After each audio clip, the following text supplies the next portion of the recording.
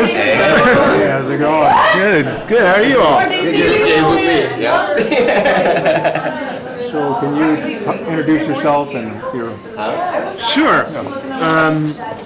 Hello, I'm Raphael Bob-Waksberg. I'm the creator of BoJack Horseman, and I'm here to talk about my new show with Kate Purdy, Undone, on Amazon Prime. How difficult was the production of this show?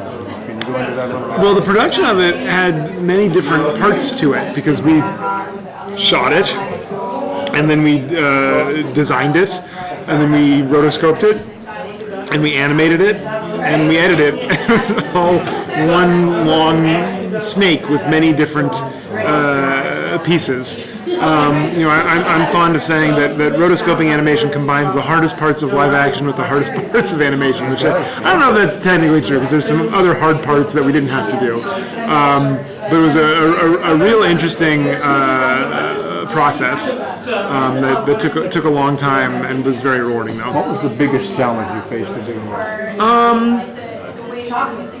That's a good question. The biggest challenge, I think, is just kind of trying to bring it all together and make sure it all looks of a piece and makes sense. And this was, obviously we had a lot of people working on this in different departments and different capacities. And we just wanted to make sure we were all making the same show and we were all on the same page as far as what story we were telling and how we wanted to be telling it. How did you guys land on the title Undone? What does it mean to you? What does the Undone title mean to me? I like that it's open to interpretation. I think what it means for a person to be undone. There's a little bit of judgment in that, right? Like, oh, she's undone. It's not great, but also I think none of us are really done. We're all undone, and so there's an interpretation of undone which sounds like something was complete and became incomplete.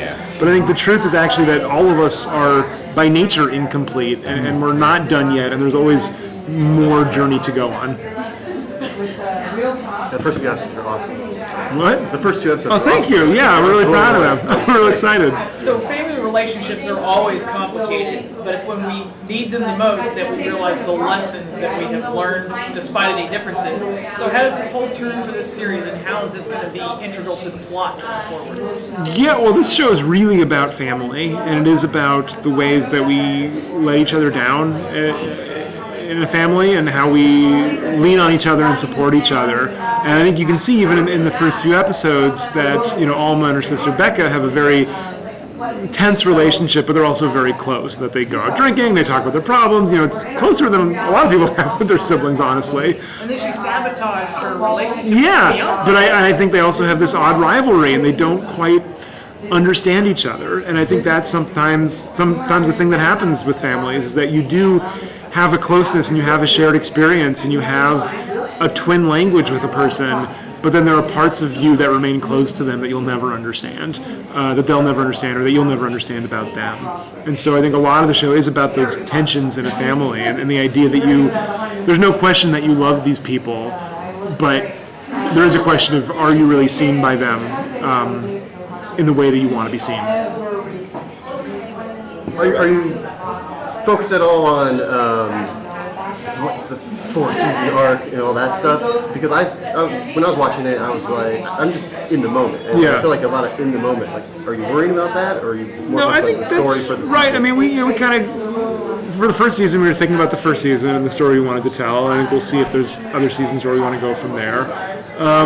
But I think Kate and I are very focused on like, what's the story right now? What are we interested in telling? We don't want to pre-plan it so much that then we're married to some sort of thing that we box ourselves into a corner. And also, I think we want the show to feel like a question without answers necessarily. And so I hope people aren't watching it looking for the solving of the mystery of what is happening to her.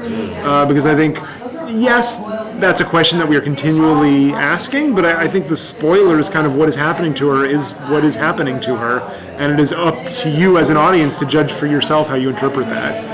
And you may or may not get more explanation than what is presented already. I think that's like a journalist like heaven right there. Everyone can have their own interpretation and be happy. That's exactly right. I mean, and I hope people do have their own interpretations and are happy. And I'd say if you watch the show and you don't like it, try a different interpretation. Maybe you like it better. Right. It's like the ending of Inception. I think, yes, our entire show is like the ending of Inception. And I wonder how long can you walk on that tightrope and maintain that ambiguity? But I think that's really interesting, because I think the world is ambiguous, and the world doesn't have answers. And the world presents itself to you in ways in which you have to interpret for yourself what it means. And that's kind of what we're doing with the show. So when that's kind of unconventional nowadays. Most of the time, arcs are very transparent and very predictable, to say the least. Considering that this is like I said to Kate earlier, this is a really exciting time for Amazon Studio. Considering that you're taking an untraditional approach with it, what type of confidence have they given you to go forward with this? Oh, well, they've been fantastic. I think they really got the pitch when we brought it in, and I think they were really interested in making the show as we presented it to them. And it really felt like this was a good home. It felt like this is a place that makes interesting shows, that is willing to take risks, that is willing to tell emotional stories about women, and that allows female characters to be prickly and hard in a way that is not always welcome on other channels or other shows. And so it felt like a really good opportunity to partner with them, and they've been wonderful the whole way, and they've really allowed us to go to those weird places, and I've said, like, this is a weird show, guys. Like, I hope you're not thinking this is going to be your Lord of the Rings, because this is like this show is not for everyone, but I think the people who it is really for those people, and I hope that people find it, and I hope that it speaks to them, because it was made with that in mind. Could you just say that demographic, the people you say it's for? I know we're all at Comic-Con, so is it okay to say we're going to go with nerds right now? No, I don't know. I mean, I think it is for a self-selecting bunch that will find themselves, and I don't want to paint them in a corner and say it's just for nerds, or it's just for women, or it's just for Latinx people. Like it's for people who are waiting for a show to talk to them in this way, and I think those people will reveal themselves in a way that I don't necessarily know, and so that's why I'm glad I don't have to do the marketing for the show. But I felt that way. One of the most rewarding things to me about working on BoJack is that it's an audience that finds itself, and that people come up to me and go, "Oh, I never would have thought you would have liked this show, but as you're describing it, I see how it's speaking to you, and I see what it means to you." And I think this is a show that is meant to mean something to people. It's not a show. I was going to say it's not a show you put on while you're doing your laundry, but if you want to put it on while you're doing your laundry, God bless you, you can watch it too. I'm not going to kick you out of bed. Anyone who wants to watch it, but like I think it's a show that can really envelop you if you're willing to be enveloped by it. I'm sorry. Well, I think the thing that's really going to hook people is the fact that there are so many aspects of, especially Alma and all the other characters, that are so relatable to everybody else's lives and watching the show. I think so. I think the characters are flawed in a way that, to me, makes them human. It's something we really tried to do, and I think they're specific. It doesn't feel like we're making TV characters. We really wanted to make them feel like a real family, and the relationships feel real and lived in and grounded in. And we talk about what are the kinds of conversations you have with someone who knows you so well, but still sometimes feels like they don't know you at all. Yeah, kind of ironic that you have all these aspects of the characters that are so grounded in reality, yet we have no idea what reality really is going on in this series. Well, I think you need to do. I think for us it was really important that we established, and that's why in the first episode there's really no magic at all, for very little. Like, we really wanted this to be a show that takes place in the real world, and we wanted it to feel like real life. And the idea is like, okay, if you got pulled into the Matrix, if you got pulled into Oz, if you got pulled into whatever, okay, Neo, Dorothy, but what if it was you? What if it was you, a real person who lived in the, if you got called to adventure, you wouldn't be like, okay, let's go, here I go. You'd be like, no, what the shit is happening? Because the rest of my life, I've been in the real world. This stuff doesn't happen. And how would a person react who maybe wants to believe this stuff and wants to go on that adventure, but also knows this is nothing like anything they've ever experienced before, because they don't live in a TV show. They live in the real world. And so we wanted to establish that and find that grounding. That's awesome. This will be the last question. Thank you. What creatively can you do in this show that you felt restricted creatively in your other show, like BoJack? What were you really excited? That's a great question. I feel very free with BoJack. I don't feel restricted a lot. I'd say it's fun to play with new characters and different relationships and kind of build some new mysteries and some new new things. You know, I think the kinds of relationships we have on the show are not like the ones we have on BoJack. To tell us a story about two sisters is really exciting for me. I have two sisters, and I know what that relationship is, and we don't really explore any sibling relationships on BoJack, so that was really fun to kind of really tell a story about a family, because BoJack is maybe more a story about found family or the people you surround yourself with, and this is a story about like the people that you're from, and that was really exciting for me. Thanks, guys. Thank you. Appreciate it. Awesome job.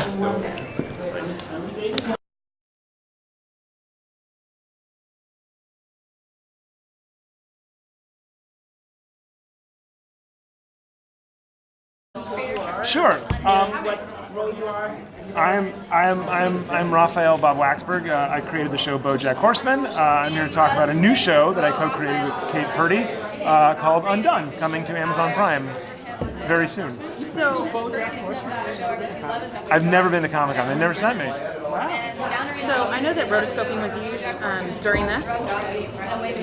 So what was that like? Did you see any of that done, or like did you have any part of that choice? Or? Yeah. I mean, I've been a big fan of Awakening Life and The Scanner Darkly.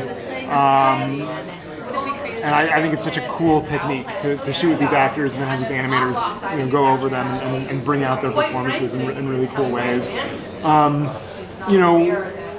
We talked about when we were developing the show, is it animated, is it live action, what is the look of it, what is the feel of it? And I really liked the idea, and I know Kate did too, of living in this animated world that felt very grounded. And that we didn't want this to feel like a superhero show or like an extraordinary show. We wanted the show to be something that took place in the real world, and then suddenly strange things started happening. And so I think the rotoscopy technique really helps with that feeling, because you feel while you're watching, you're like, oh yeah, these are real people compared to other cartoons. But then when magical things start happening, it's not as jarring as like, oh, a special effect came in. It still feels like, oh, we're still in the same world, but all of a sudden it's a little different. So how would you best describe yourself? Sure. So Undone is a dramedy about a young woman named Alma who's very bored of her life, bored of her routine, is hoping for something more.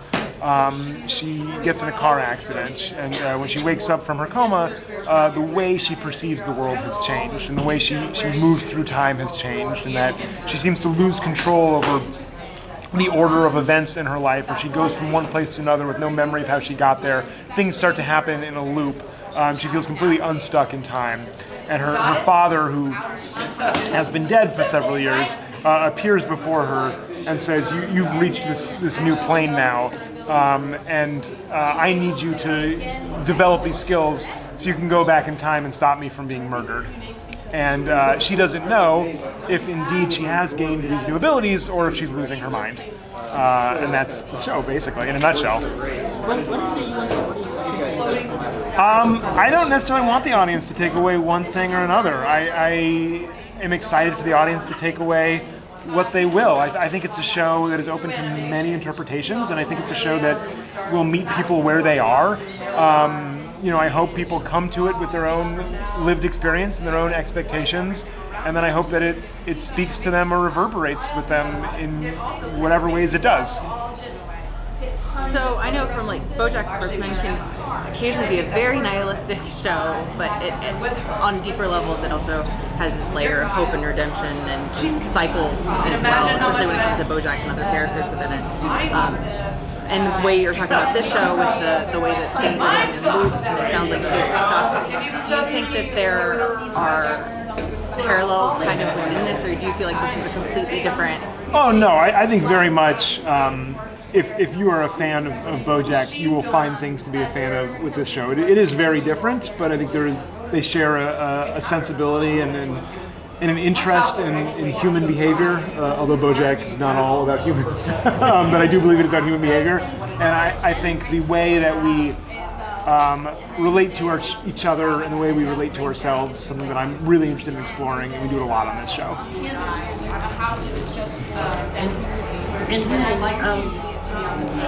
It seems like this show is very different than BoJack. Yeah. What was it about it that appealed to you after seeing all that?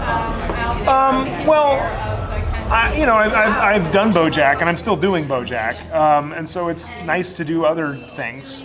I was really interested in working with Kate Purdy and helping her develop the show that she wanted to develop. And I liked the idea that this would be different, that it wouldn't just feel like more of the same thing you're used to. I think there's a wide world of possibilities in adult animation that have not necessarily been explored as much as they could have. I think that there are very few shows about women in the world of adult animation or interested in the interiority of women. I think there are very few adult animated dramedies. I can't really think of any. And so, I like the idea of let's explore more of this world. Let's find other kinds of stories we can tell with these formats. How do you explain the success that Emerge is having with animation? It started with BoJack, Yeah. but now there's Ultraman, She-Ra, Sure. Robots in Love, Love and Robots. Yeah. How would I? What is that? Well, like I said, I think there is a lot of stories to be told in the world of adult animation. I think for a long time, only a small subset of those stories have been told. And I think if you look at the last 20, 30 years, with a few exceptions, I don't want to claim it's all been the same, but I think, obviously the largest success has been The Simpsons, and there are a lot of shows like The Simpsons that are, about middle-aged men with their families that are somewhat raunchy, or there are shows about men without families that are somewhat raunchy, or about children that are somewhat raunchy. And there's, I think within that you can find a large diversity of stories, but there's so many other kinds of stories to tell. And I think only in the last 5 years are people being allowed to tell those kinds of stories, and that's really exciting. Thank you so much. Thank you. All right, so.